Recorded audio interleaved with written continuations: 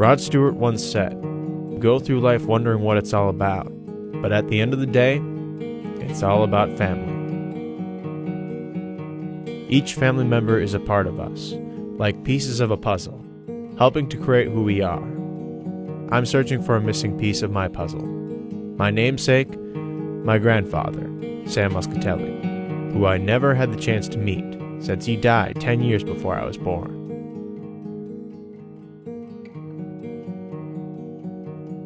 All I know is that he is a veteran of World War II.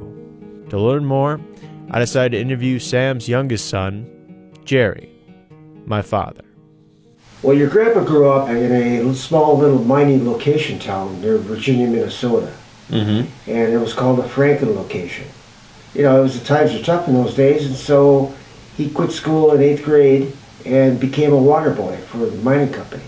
It was during the Depression. There were no jobs. They were laying everybody else off here. And so he decided to join the, as he called it, the peacetime army in Fort Snelling in Minneapolis. He didn't think that we should go and fight Europe's war for them, because we did it once already, you know, in World War I. But there was a lot of people that didn't believe that they wanted to go. He saw Mussolini taking power in Italy and Hitler in Germany, and of course, Tojo and the Emperor in Japan. He thought it's just going to be a terrible war. He had the insight and the foresight to see that. They took everybody that had prior military service first, and he was 28 years old. He didn't like the idea of being drafted. He decided that he was going to get on a train and go anywhere he could. But he got 3 draft notices, and somebody had said, "Sam is in town." So the sheriffs went, and he just finally said, "Well, you got me." So he got drafted in 1941, right before Pearl Harbor. I was surprised to learn about Sam's attempt to dodge the draft. I had no idea he had such a strong aversion to war. I figured he'd be honored to join the armed forces and serve his country. Why did he feel the way he did? What happened to him? Sam joined the 9th Infantry Division, nicknamed the Old Reliables. The 9th Infantry Division was among the first U.S. combat units to engage in offensive ground operations during World War II. Sam first saw combat on November 8, 1942, when the 9th landed at Algiers. And then they decided that they were going to go through a place called the Kasserine Pass. And the Kasserine Pass was a mountainous kind of thing. And it's a pass when you go through a mountain, lower level up there. Well, they didn't know that the Germans were all set up there. And they had what was called the 88s. And so they sent this force of American soldiers and Canadians through the Kasserine Pass, and they were slaughtered. It was one of the worst battles in United States history. He and his squad were on the base of a sand dune, right above. They were firing down on him.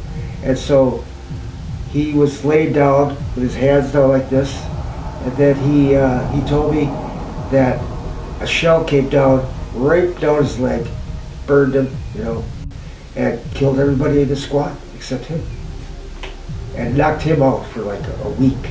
He woke up in a field hospital. If you didn't have a scratch on you, they would just send you back. So then they sent him out. He was on a patrol, and he ended up getting ambushed by some Italian troops, and he and his squad got captured, and they brought him in, and they shot everybody except your grandpa. And I said, "How did you get out of it?" He said, "Well, I started speaking Italian to my guards."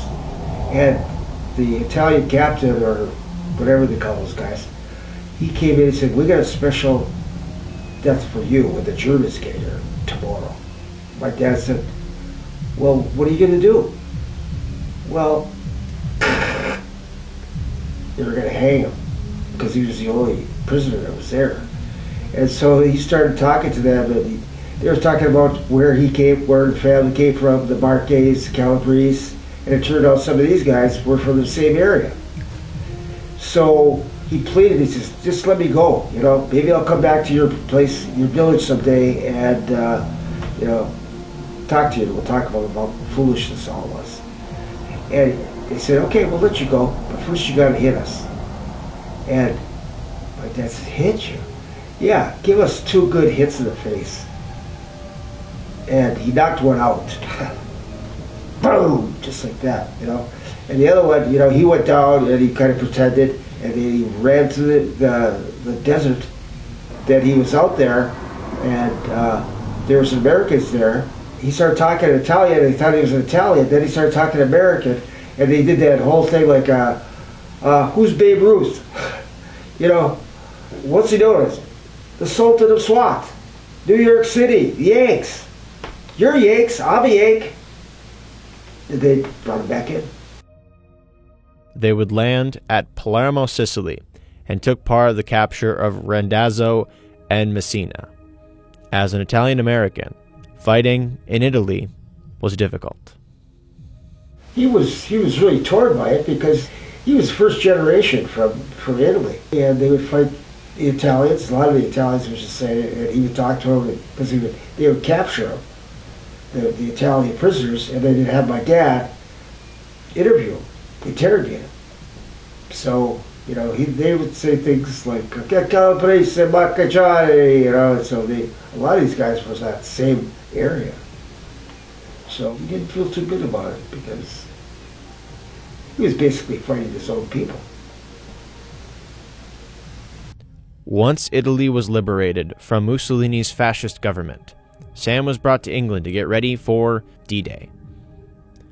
The 9th would go in on Utah Beach, and they would support the Allies' offensive against the Germans. At this point of the war, the Germans were retreating back to Germany. And he went to a place called Bastogne, Battle of the Bulge. That was the Ardennes Forest. That was the last big battle, and that was where the Germans on that front, made their stand. And they were fighting in the snow, freezing, cold. He told me, he says, my legs would numb when I would be walking around, and because there was Germans everywhere. They were up in the trees, they were, in buildings, they built bunkers, and so they were basically fighting these guys in a forest like Minnesota. After brutal fighting in the Bulge, Sam participated in the capture of Germany. After that, he was part of the occupying army, and once his term was up, he was sent to America. He got back to New York, and they got up the gangplank, and then they handed everybody a bottle of whiskey and a carton of cigarettes, and said, have some fun, boys. And then he went through that ticker tape parades that they had there, in Times Square, and all the paper coming down and all that and stuff like that. They were heroes. And then from there, they mustered him out, as they call it, and he came home. Sam went to hell and back. He survived the war by fighting every inch of the way, after losing so many friends and having seen its effects on others. What did he tell his son? Surprisingly, very little. I'm sure what they call post-traumatic syndrome now, he definitely had it. When he first came back, he told me he slept with a .45 under his pillow because he couldn't sleep very well because he had nightmares. And then he went sporadically, doing a lot of drinking. He was kind of one of those guys that would take a week off and drink 6 days of it, and that didn't sit well with everybody. It was just like, what are you gonna do? But the thing about it, there was hundreds of guys in this town that went through the same kind of thing, and so they were also told not to tell anybody of these stories. You don't tell about it. And he just, he was shattered.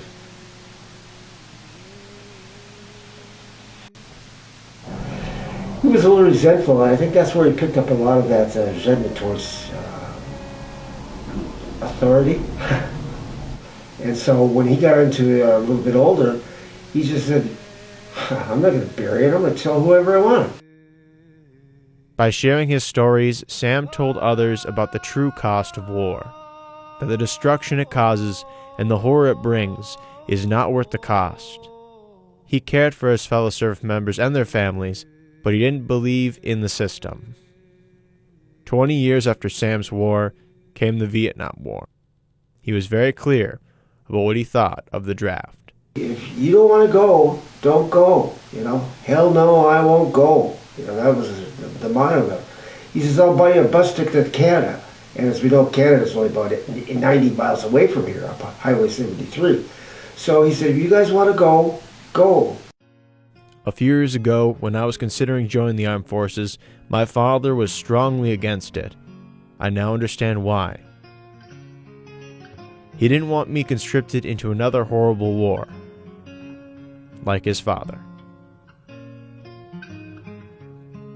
Sam wanted people, especially his family, to understand his feelings about war. My father was impacted by Sam's stories, and I've been impacted as well.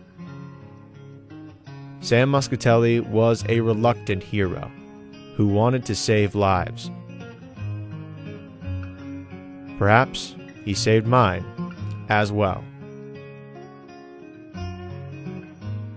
So he told me these stories, and he said, never forget them, because it's your job to tell this stuff.